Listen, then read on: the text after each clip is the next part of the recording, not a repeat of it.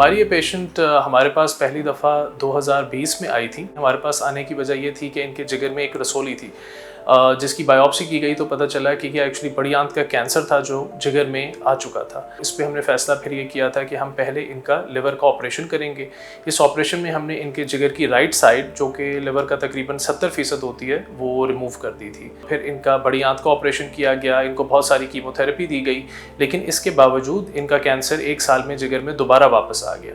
इसकी वजह से फिर हमें इनका जिगर का एक और ऑपरेशन करना पड़ा। इसके बाद फिर 1 साल अच्छा गुजरा, लेकिन इनका कैंसर जिगर में दोबारा वापस आ गया। अब इस वक्त हमारे लिए चीज़ें बहुत मुश्किल हो गई, क्योंकि अब जिगर का ऑपरेशन करना हमारे लिए पॉसिबल नहीं था।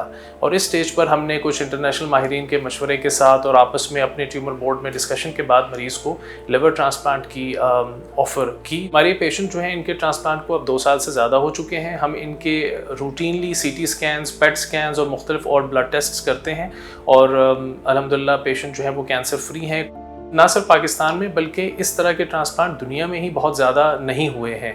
आप रफली कह सकते हैं कि शायद दुनिया में अभी तक जो टोटल रिपोर्टेड केसेस हैं इस बीमारी के ट्रांसप्लांट के, वो शायद 150 के आगे पीछे होंगे। उसकी जो बुनियादी वजह है वो एक तो ये है कि ये रिलेटिवली नया इलाज है कोलोरेक्टल कैंसर के पेशेंट्स के लिए जिनकी जिगर में बीमारी जा चुकी हो, और दूसरी वजह यह है कि इसमें बहुत सख्त पेशेंट सिलेक्शन के बाद लिवर ट्रांसप्लांट ऑफर किया जाता है।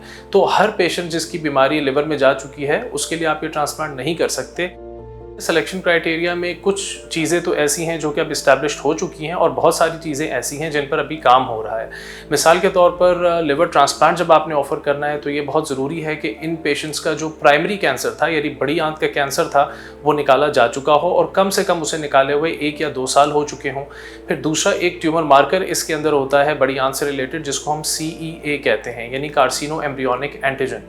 इसकी मिकदार जिसमें बहुत ज़्यादा नहीं होनी चाहिए।